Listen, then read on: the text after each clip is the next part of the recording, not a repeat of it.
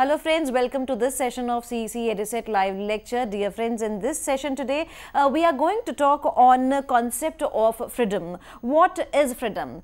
We would be discussing on this very concept, as well as we would be discussing on from where this concept of freedom basically originated. We would be discussing the liberal and the Marxist perspective of the freedom, as well as the Western and the Indian perspective. And for this, we have again with us in our studios Dr. Satish Kumar Jha. He is Associate Professor in Department of Political Science, University of Delhi. So, first of all, I would like to welcome our guest, Dr. Satish Kumar Jha, and I hope that this session is going to be one of the finest session, because as we always say that professors who used to visit us, who used to deliver through the EduSet platform, with the experience they carry, with the sessions they carry with the students, the way they share with the students, I hope that he would be discussing all his experience. So over to you, sir. Again, we would like to know through you how the concept of freedom came into existence. Thank you, Geetika.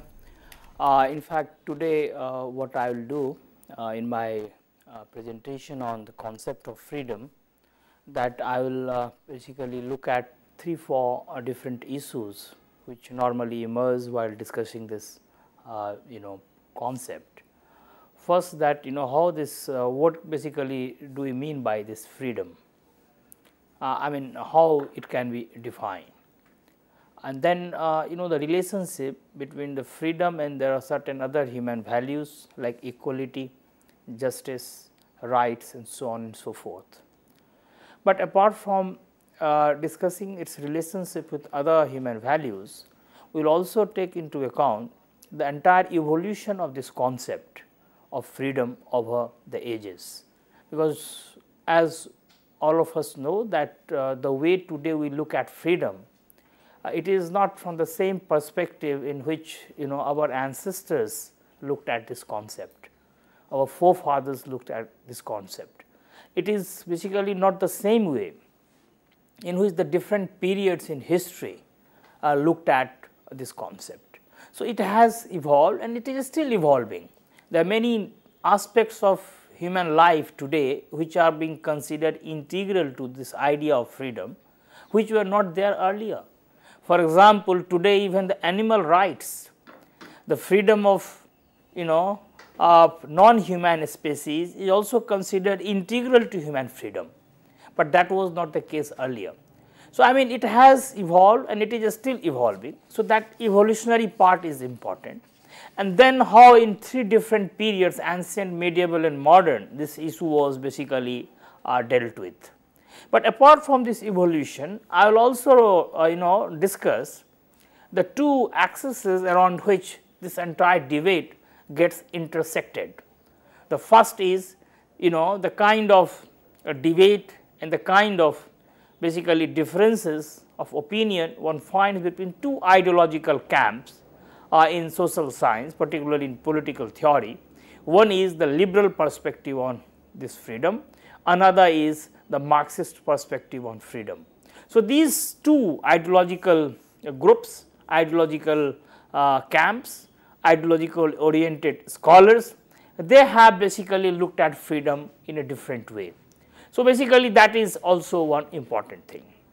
And then there is also now increasingly realized that there is a difference between the way the Western world, irrespective of the ideological distinctions, the way the Western world has looked at this concept of freedom, and the way countries like India, which are basically part of the larger Eastern hemisphere, I mean the way they have dealt with this concept of freedom. So, the concept of freedom as it has been there in Indian political discourse, to some extent many people find is different from the way it has been understood in the Western. So, I mean these 2 things are also important, that how the West and how the basically East, they have looked at this concept, and particularly when we talk of East, we will be specifically dealing with India. And then finally, we will look at that how this concept of freedom in modern times in India has had a very powerful articulation both during the colonial period in terms of this entire aspiration for independence, in terms of its aspiration of the people for freedom from colonial rule, and the way lot of nationalist thinkers problematize this issue. They not simply looked at this freedom from the colonial rulers, but they also looked at freedom of the people from many social practices, many social hierarchies and many social customs. So, therefore, this entire renaissance, one can say, which took place in India, the social religious reform movement, was a very powerful articulation of this idea, was a very important moment so far as this concept of freedom in India is concerned. But at the same time, we will also have to take into consideration how this entire vision of freedom, the idea of freedom, the concept of freedom, the aspiration for freedom was basically institutionalized or basically incorporated in that document which we call Constitution of India, a very sacred document from the point of view of citizenship rights and from the point of view of democratic governance and so on and so forth. So, how this idea of freedom has been incorporated in the Indian Constitution, and then what are the issues which basically come up when we talk of freedom in concept of in context of the Indian Constitution. So, these are some of the issues which in fact should be part of any meaningful discussion on this concept of freedom.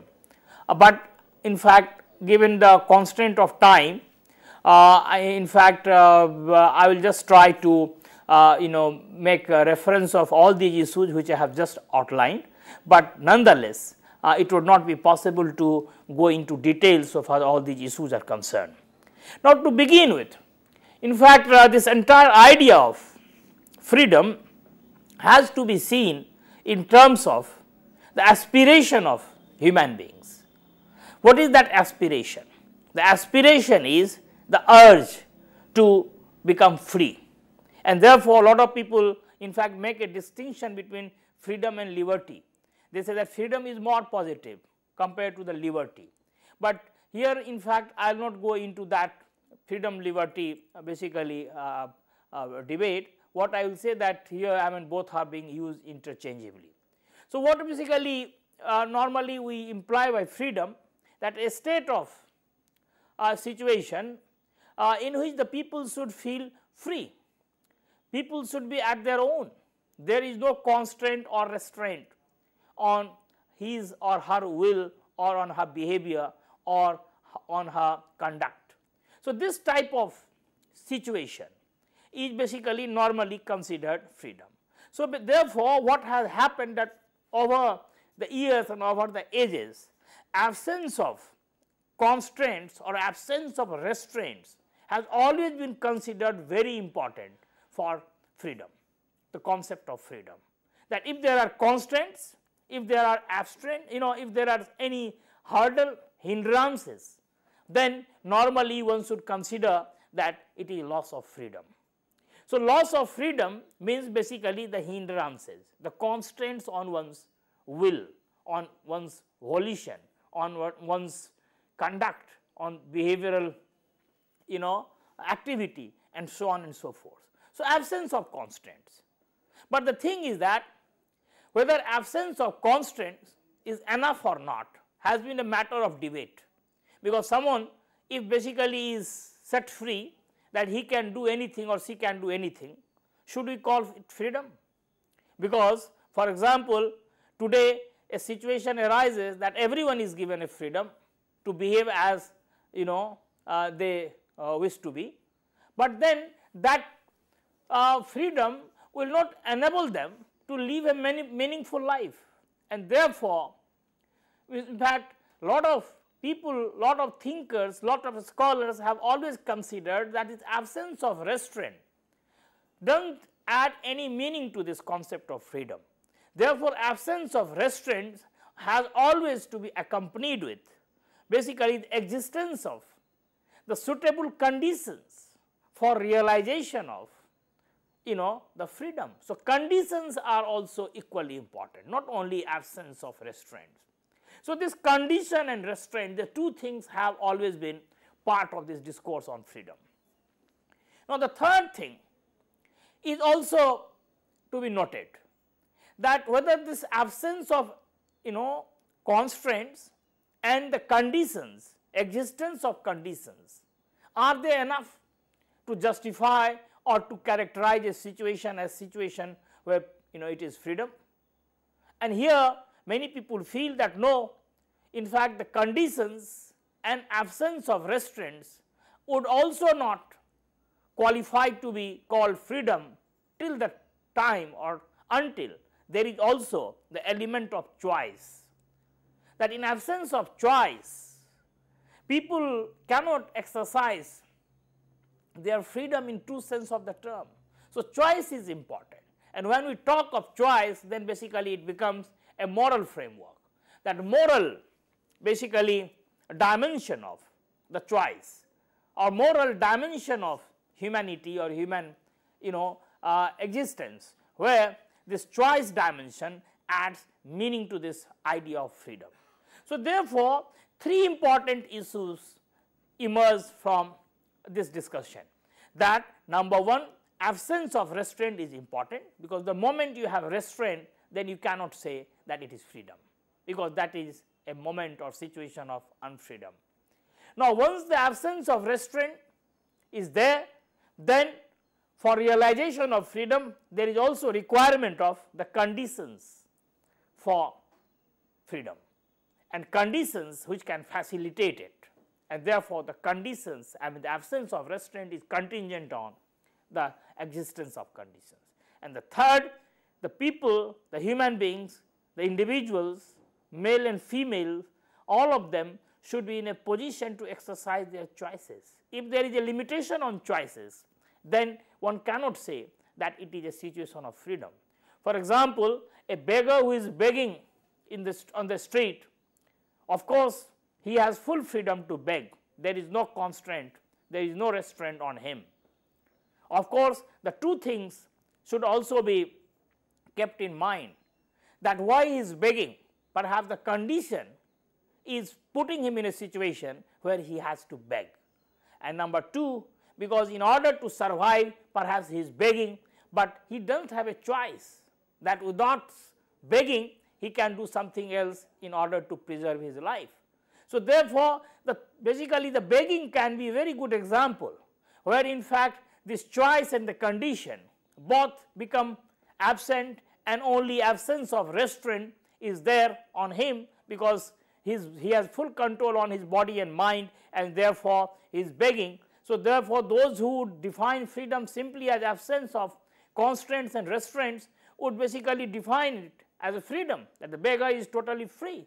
To some extent, yes, he is free because he has full control on his body, but then the two important prerequisites of this freedom are absent, and therefore, a beggar begging in the street cannot be called that he is enjoying his or her freedom.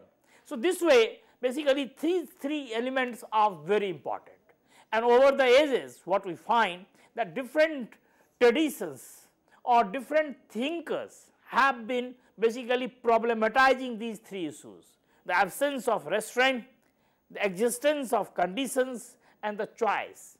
And particularly when we come to the liberal tradition, what we find that within liberal tradition the most important contribution was made by contractualists and the contractual theorists like Hobbes, Locke and Rousseau. And we find that in all these three thinkers we have these three elements coming in one way or the other: in the absence of restraint, the existence of conditions, and the choice. For example, Hobbes emphasized this issue of restraint, whereas Locke gave importance to this choice element into this concept of freedom, whereas Rousseau basically highlighted the importance of conditions. So, even the contractualists, if we just take into account the entire discourse of social contract, in fact we find that all these three elements of freedom are basically present, of course not together, but separately in all these three important pioneers so far as the social contract theory is concerned. Now, with this preliminary discussion, one thing is also important to remember, that how one defines this freedom then. Now, just the capacity to do whatever one wishes to do is freedom. For example, if I start wishing today that I want to fly, and if I am not being able to fly, would it be called the loss of my freedom? Because I have a wish to fly, but I am not being able to fly. But here one thing is important to remember, that freedom always in terms of the social science or in terms of the political theory, we basically define in terms of realization of species character, and that is something very important here. What is human species character? And it is well known that it is not human species character to fly, and therefore this will not be considered a loss of freedom. Therefore, only those things which a particular species is basically enabled by nature to do.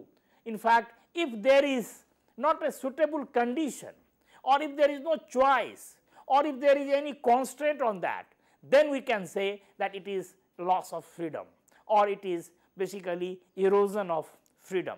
But till the time one is enjoying one species character, we will come to this issue when we will discuss this Marxist perspective on freedom, because Marx defined this freedom from the point of view of human species character. Of course, the only difference from the others was that he related with the historical changing situation of human beings, and then said that there are certain conditions in which the species character cannot be realized, and therefore the conditions which are basically more conducive for realization of a species character should be aimed at and should be created. So, therefore, what we find here, that one thing is very clear, that freedom should be defined in terms of the realization of a species character, and when we talk of human beings, then we have to basically take into consideration that what are the human species character. Now, and therefore, that those species characters become very important, whether that character is being realized or not.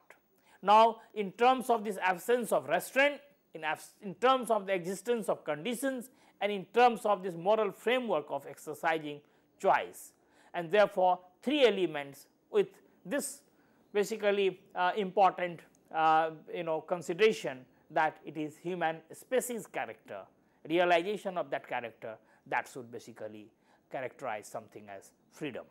Now, coming to this evolution, as I mentioned at the very outset, that it has been evolving over the years, over the ages, from ancient, medieval to modern. And as you know, the nature of ancient society was different. It was basically not compared to what we see today, the modern. And therefore, the concept of freedom in ancient time was different both in the Western as well as the Indian political thinking. Now, normally we start with the Greeks, and we find that in the West, the Greek political thought, of course, had a very important discourse on freedom, but that freedom was understood in different ways by different thinkers, but definitely it was different from normally what we understand by it in modern times. Now, as many of us know that how the Socrates, the great Greek thinker, philosopher, how he basically cherished freedom, whereas some of the other Greek thinkers, for example, Plato and Aristotle, they had a different take on this idea of freedom, because in fact one thing should be borne in mind, that was a society which is believed to be a slave society. So, therefore, in fact, a lot of people, lot of members of the society did not have any freedom. For example, slaves did not have any freedom. In fact, the right to think, the right to theorize, right to live a meaningful life, these things were the privileges of those who were the masters, not of the slaves. For example, Aristotle said that thinking and sweating cannot go together. So, therefore, those who are sweating, the slaves were normally doing the manual work, therefore, they did not have the privilege to think. And this type of distinction which was made in the society between two difference, because there was no importance attached to this concept of equality, because everyone was not treated equally because it was a slave society. So, therefore, this concept of freedom had a different connotation altogether. Of course, there were people who cherished for freedom, and therefore, they even decided to sacrifice their life, but nonetheless the dominant trend was to define freedom only in terms of privileges, only in terms of basically the rights of certain people who were basically the masters, not the slaves. Now, situation did not change much even in medieval times. Of course, the nature was different, the nature of discourse was different. The medieval times, as it is known, was in West known for the kind of dominance the church and the papacy they exercised on the life of the people.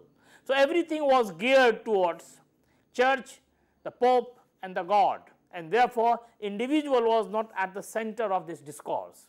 Now, this church state which came into existence basically not only governed the life of the people, but everything, even the rights of individuals were limited, and therefore, the church state had full control on the existence of human being. So, medieval period, which was basically a feudal epoch, which had number of instances of servitudes, therefore, freedom was not considered central to this entire discourse, the social political discourse in medieval times. Only in fact, we find that in modern times, this concept of freedom came in a big way, and the way it has evolved over the ages, one can say that it is a gift of the modernity. Now, when we talk of modernity, we mean number of things by modernity. Now, modernity implies, of course, the scientific and technological revolution. Modernity implies the religious and social reforms. Modernity also implies a lot of philosophical breakthroughs, including this significance and importance of reason, which were basically understood and articulated, and so on and so forth. So, freedom became very important, and along with this concept of freedom, what is to be noted here, that individual came on the center of the entire discourse. So, therefore, lot of people say that it is anthropocentric, a dimension of modern thought, that individual or human beings and human values were given importance. And it is here that we should remember that the contract theory, social contract theorists were the first ones who basically articulated this new idea in a very forceful way and most powerfully, and therefore, entire modern period has been marked with this important powerful articulation of this concept of freedom. Now, this modern thing, as many of us know, that started around 16th or 17th century in Europe, of in the midst of this Reformation, Renaissance, and so on and so forth. What happened, that when this new churning was going on in society, this new churning was basically a multi-faceted churning.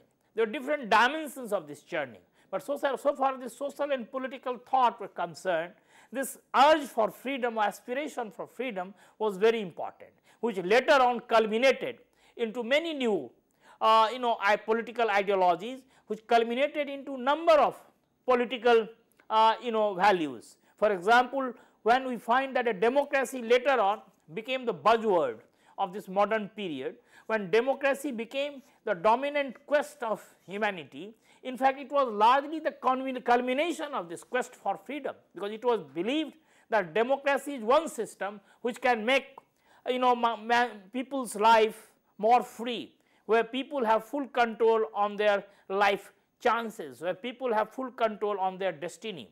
Therefore, democracy was considered the most suitable and most conducive political arrangement in which human beings can realize their freedom. Whereas, we have seen that in the Greek period, in fact, democracy was not the most sought after system, and therefore, in fact, polity and democracy, this distinction was made by Aristotle and some other thinkers, and they basically preferred polity, not democracy.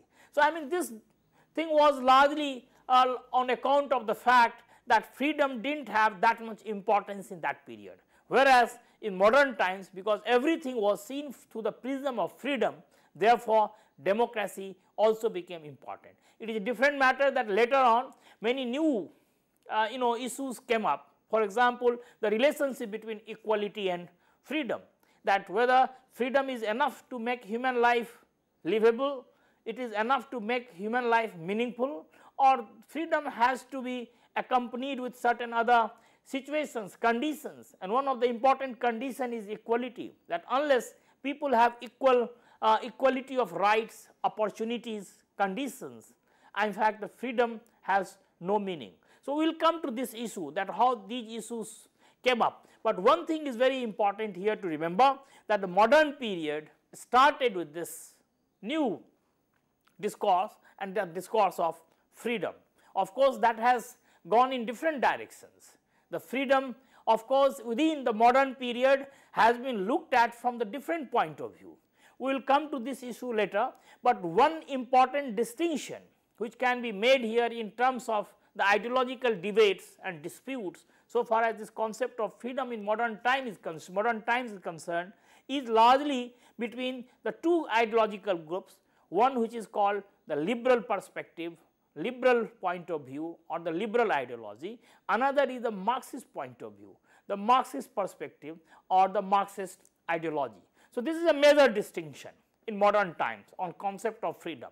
We will discuss both the liberal and the Marxist, but along with this liberal and Marxist, there are many other thinkers who may not be branded Marxist, but nonetheless they had a different take on freedom, and therefore they are normally called idealists. Of course, broadly one can put at the part of the larger liberal discourse, but then their take was different from the mainstream liberal thinkers, and these idealists basically prioritized or privileged collectivity on the individual. They basically prioritize collective freedom over individual freedom, freedom of group, freedom of community, freedom of nation, and therefore individual freedom was basically made contingent on this collectivity, and this way they try to look at freedom in a different way than the mainstream liberal thinkers, the classical liberal thinkers were basically looking at it.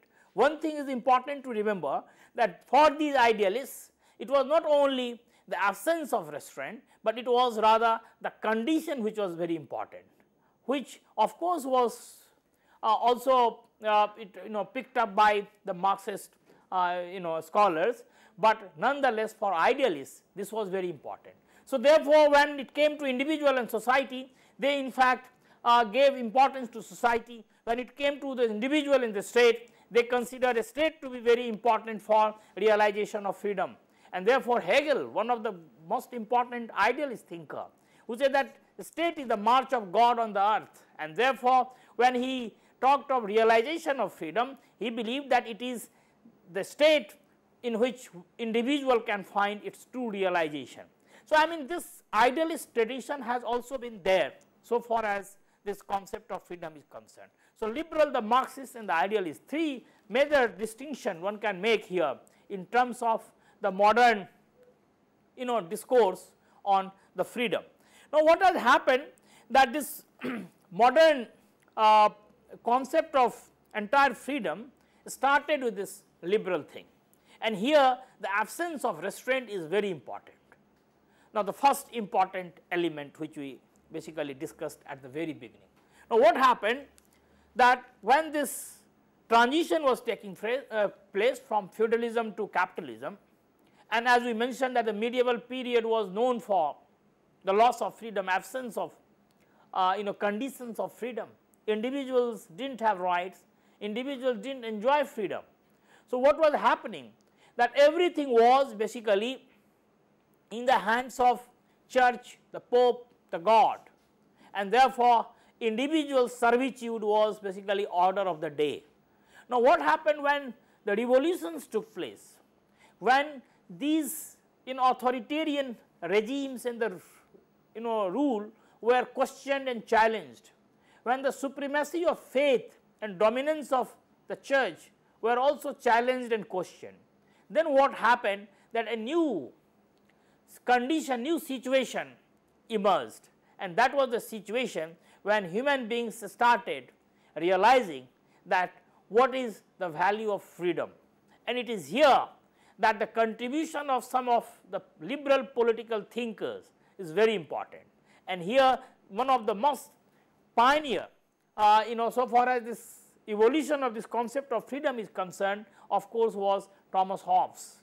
And his entire discourse, as we find in his most celebrated book Leviathan.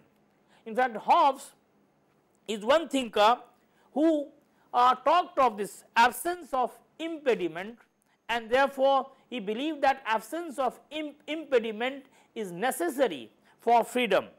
Not in fact, when he was talking of this absence of restraint, what he was basically, or impediment, what he was basically meaning by this, that any restraint or any impediment which is not intrinsic to the agent, the social agent, and here when talk of social agent we mean individuals, the human beings. If there is no intrinsic impediment, if it is not inherent in you, then one can say that those restraints are encroachment, or that they are basically threat to freedom. But if it is intrinsic in this human nature, then one cannot consider as impediment. Now therefore, in fact what happens, that in this type of perspective we will take up later that how this was rectified in other thinkers like Locke and Rousseau, who came after Hobbes. So initially, of course, it was a great achievement, because when transition took place from medieval to modern, and even absence of restraint was theorized in this way, in such a profound philosophical way, through his concept of contract and a state of nature. And therefore the two things which he mentioned in his discourse, one was the fear and another necessity, the two things which motivated human beings for both the contract which led to the formation of the state, and motivated human beings for contract and creation of state, simply because of the concern for freedom, that one would become more freedom. Freedom of all to everything, in his opinion, was no freedom, because it was a cutthroat competition. Therefore, in order to realize the fruits of freedom, one had to sacrifice certain amount of his total freedom, and this sacrifice which led to this contract and the creation of state, in order to preserve oneself, because self-preservation was a very important right, and therefore for him this was freedom. But one thing is important to basically notice here, that he said that anything which is not intrinsic to agent. So if there is something which is extrinsic to agent, for example a sick man or a lame man, in fact what happens, that if they are not realizing their freedom, a sick man, then it will be said that this sickness is not intrinsic, and therefore in fact therefore one cannot say that this is loss of freedom, because sickness is something outside conditions which perhaps is not the reference point of basically the Hobbes. So therefore what happens, that anything which is from outside, and the sickness is inside, that you are sick, but you are sick because of different reasons, but that will not be addressed here. Only thing is that anything something that should not be the intrinsic to the agent. So I mean this is something very important to remember in Hobbes. Now Hobbes also basically many people believe that he made use of this utilitarian consideration. Therefore self-preservation, he said, that is basically one important urge of human beings, that everyone wants to preserve, and that was basically one of the reasons for this contract also, because from a state of nature which was a state of warfare, everyone wanted to come out of that and create a better conditions for life, and therefore because the threat of life, and this threat of life basically led to this motivation for preservation, self preservation. Now therefore, what happened that in Hobbes there is a very important contribution so far as this definition of or the evolution of this concept of freedom is concerned, because here basically he is talking of absence of restraint, the first important element, as we saw that how absence of restraint was important for Hobbes so far as freedom is concerned. Now what happens that, as I mentioned earlier, that for him that any restraint which is not intrinsic in agent, if it is intrinsic in agent, then that is not part of his reference, but if it is from outside, then of course you say that that has to be removed. Now what happens that in this framework it is normally argued that there is no scope for or there is no space for any choice, or there is no moral framework in this discourse of freedom in Hobbes, because what happens that only restraints are there. If restraints are removed, then Hobbes would say that one is enjoying freedom. But the thing is that whether restraints, removal of restraints also amount to creation of choices, that one can lead a life according to multiple choices or according to the will or according to his or her volition. I mean that part is not available in this discourse of freedom as we find in Hobbes, and it is here that we find that Locke steps in and Locke fills the gap when he brings in this moral dimension, the choice framework of freedom. And therefore when he talks of, when we talk of conditions for realization of freedom, normally we talk of two conditions. One is the moral framework of choice and second is the material conditions. So I mean both these two things we can see that to some extent coming into discussion with the subsequent political thinkers. Now what happened that the choice always has a moral framework. Now in Locke what we find that this moral framework of choice comes in terms of his discussion of law of nature, obeying the law of nature. And what is that law of nature? Law of nature in this framework, as we find in Locke, is not to harm others. Now even this the entire discourse of natural rights, which in fact again Locke is a pioneer. This concept of natural rights in Locke, which of course implied three things, liberty, life, liberty and property, and therefore these three important natural rights basically were important reason for preservation and for moving in direction of this contract. Now what happened that this natural right in Locke therefore existed before the contract establishing the civil and the political society, as it is normally believed there are two contracts in Locke, one which created the civil society, another contract which created the political society. Unlike Hobbes where you have one contract, you dissolve the contract and the both the state and government get dissolved. Well, that is not the case in Locke. But anyway, so basically what happened that natural rights in this discourse of Locke basically predate both civil and political contracts.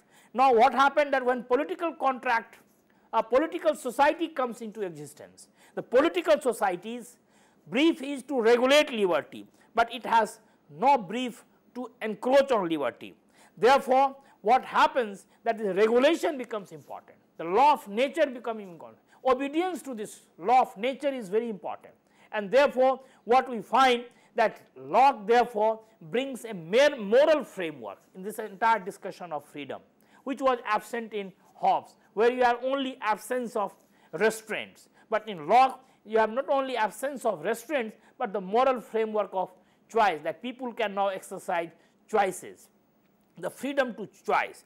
But another important thing is that the third element which we mentioned earlier, the existence of the conditions for realization of freedom, that has yet not come till Locke, and it will come later, that we will see. Now what happened that for example this, if we take this example of flying, that if we are not being able to fly, now the thing is that whether this will be considered freedom or not, as you mentioned that the species character is very important. But here what happens that in Locke basically this entire absence of restraint is basically seen through the framework of moral framework of choice and so on and so forth. Now one thing is important, that the third aspect, that is the conditions, basically is not addressed in this discussion so far as the Locke is concerned. Now this condition dimension comes only with the third political thinker who basically is part of this entire discourse on social contract, and he is Rousseau. And this important distinction which Rousseau made between social inequality and natural inequality is very important. And therefore the way he basically talked of contract, which is different from both Locke and Hobbes, and the way he basically critiqued even after contract when this civil society is created, the way he offers a critique of this civil society and his quest for a true community that going beyond the civil society, and therefore this entire concept of general will was one mechanism through which he wanted to rectify it, that one for all, this contract, that no one is ruler, no one is basically subject, everyone is sovereign, this basically a collectivity, community. So that way he was moving, but nonetheless his dissatisfaction with this civil society, the creation contract creating a society, and that society in fact was basically full of, for example, therefore he made a very interesting observation. He said that men are born free but everywhere in chains. So I mean that statement itself tells you that how he considered the conditions very important for realization of freedom. Men are born free, that means this freedom has inherent in human beings, but everywhere in chains, but the conditions are as such that this inherent freedom is not being realized. What are those conditions? And therefore what we find missing in Locke, we find that coming in a big way in Rousseau, that the conditions are now being factored in to discussion of this freedom. And here, as I mentioned, that Rousseau makes a very important distinction between social inequality and natural inequality, and he believed that the social inequality is basically the root cause of this unfreedom.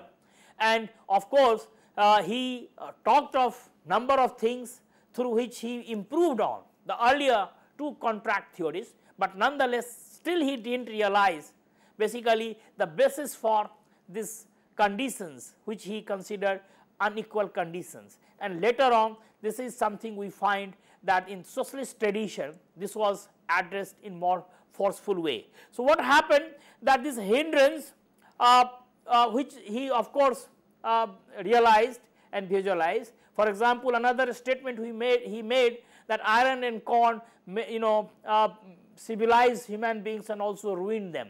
So basically he is talking of these material conditions, and those material conditions have created through which a situation through which human beings have progressed more, but at the same time they have also lost their freedom because it has created inequality in society, and therefore those inequalities, the social inequalities for him were very important for realization of freedom. Unless they are taken care of, the freedom cannot be realized. So he is basically entire framework of contract through general will. In fact, basically creation of general will was basically also meant to create a situation where in fact people's freedom could be promoted and protected. So therefore what happens that in Rousseau also we find that this third condition coming into the play. So in fact in the contract theory we find that from Hobbes, Locke to Rousseau, all three things, absence of restraints, the choice framework, and the third, the existence of conditions, all three of them finally come into the play. Now what happened that later on within the liberal tradition you have had certain thinkers who are known as utilitarians, and one of the most important utilitarian thinker was of course Bentham. And Bentham was one utilitarian thinker who try to look at this freedom from the point of view of utility, that how it serves human utility. Now, therefore, he greatest happiness of greatest number, that if happiness gives to greatest number of people, but how it is coming is immaterial, not quality, but the quantity was the defining feature of this utilitarian thinkers. So, even freedom also was measured from the point of view of utility, and therefore, utilitarians take on freedom of course was lopsided, where the utility, I mean the utility of whom was one important issue has to be raised here. For example, if handful of people, the minority of the people, if their pleasure is satisfied, if there are certain things which are useful useful to them, but others life is turned into servitude, whether utilitarians would justify it or not, and answer would be yes, utilitarians would say that after all it is basically serving the purpose of the people. So, greatest happiness of the greatest number, through that calculus they try to look at even this freedom. Of course, subsequently you will find that one of his disciple, but later on turned rebel, I mean John Stuart Mill, he basically started critiquing it. For example, the most famous celebrated statement made by Locke was that it is better to be Socrates dissatisfied than a fool satisfied. And when he was basically questioning this utilitarian argument on freedom, his entire thrust was to prove that how the quality is more important than quantity, and therefore a dissatisfied Socrates is better than a fool satisfied. So, therefore, this quality aspect which was missing from the utilitarian thinker was considered very important by John Stuart Mill. Later on, of course, we find that Mill himself came out with a very powerful discourse on this concept of freedom in his book on liberty, and the way Mill basically problematized this issue and articulated it very forcefully, in fact has become a very important reference point for the entire liberal framework, liberal perspective on freedom, particularly Mill's emphasis on freedom of expression and freedom of thought. His major distinction which Mill made between the self regarding and other regarding action, because he made a distinction between self regarding and other regarding, and said that in self regarding matter no one has any supremacy or sovereignty over in the human life, and human beings are sovereign, they are the master of their own mind and body. But so far as other regarding is concerned, of course that can be basically regulated and monitored by the external authorities like state. But here of course lot of people question him, saying that this distinction between self regarding and other regarding is at times not sustainable. It becomes difficult because in society there is no action which can be considered purely self regarding, and there is no action which can be considered purely other regarding. So, this distinction which Mill makes of course leads to a lot of criticisms, but nonetheless one thing is very important, that Mill's contribution so far as this evolution of this concept of freedom has been tremendous, because the way he problematized it, the way he considered that this freedom of individual is non-negotiable. In fact, freedom of thought and expression, the two things which always considered very important, that in no condition they can be negotiated or basically encroached upon. In fact, he gave so much importance to control of human beings on body and mind, that one has even the right to experiment with one's life, and therefore a lot of people say that this type of absolute freedom which he gave would not be sustainable. And we will come to this issue later, because in India also we face this problem, particularly this freedom of expression, which is a basically important component of freedom, and its regulation. For example, we find that a lot of occasions arise when freedom of expression has to be regulated by the state, and this is what we know here as censorship. Sometimes books are censored, sometimes statements are censored, sometimes many things are censored. So, why this censorship and the freedom? What is the relationship? Of course, within this Millian framework no censorship would be allowed, because freedom of expression is basically a non-negotiable right. It is a kind of absolute right, cannot have any regulation or cannot have any constant on this. So, Mill's contribution was important, but one thing is important here, what I was mentioning earlier, that these three important elements, restraint, choice and conditions, all these three things were addressed later on in a different way, and this basically led to a new churning, and this is known as socialism, because a lot of people started believing that only absence of restraint is empty freedom, it does not have any meaning, and therefore freedom has to be accompanied with certain conditions in which human beings can enjoy their freedom. And it is here that equality and liberty, a relationship, came into existence. Now, here in fact one should remember that the most important statement so far as this issue of the condition for realization of freedom is concerned came from Karl Marx. In fact, it is normally believed that the Marxist tradition does not give much importance to individual and his freedom or her freedom, but the thing is that one should remember that one important text which he authored, it is called Economic and Philosophic Manuscript. It was written in 1844, perhaps as early Marx, young Marx, a lot of people feel, when he was under tremendous influence of Hegel. But in this text, what Marx did, that he looked at this idea of freedom, that what is freedom, and then he defined it as pre-conscious activity is human species character, free conscious activity, and then he basically through a comparison amply clarified it. He said that what distinguishes a worst of architect from a best of a bee, that man raises structures in imagination and creates it into reality, and this creativity is the essence of man. Now, then he asked the question that what happens to this creativity of human beings, and he said that this creativity keeps changing in different epochs in history, and here he says that within capitalism this creativity is totally eroded and it is replaced by possessiveness or a kind of people's desire for wealth and property. So, basically this possessive individual replaces a creative individual, and therefore, when he critiqued capitalism, he talked of the alienation of workers in society, the peoples in society, that how the fourfold alienation, people are alienated from their own nature, from their fellow beings, from the society and so on and so forth. So, this theory of alienation was important framework through which Marx and his followers have looked at this concept of freedom, and therefore, they believed that this alienating condition of capitalism has to be removed if this idea of freedom is to be made meaningful, and therefore, the conditions are important, and socialism offers that condition, create that condition.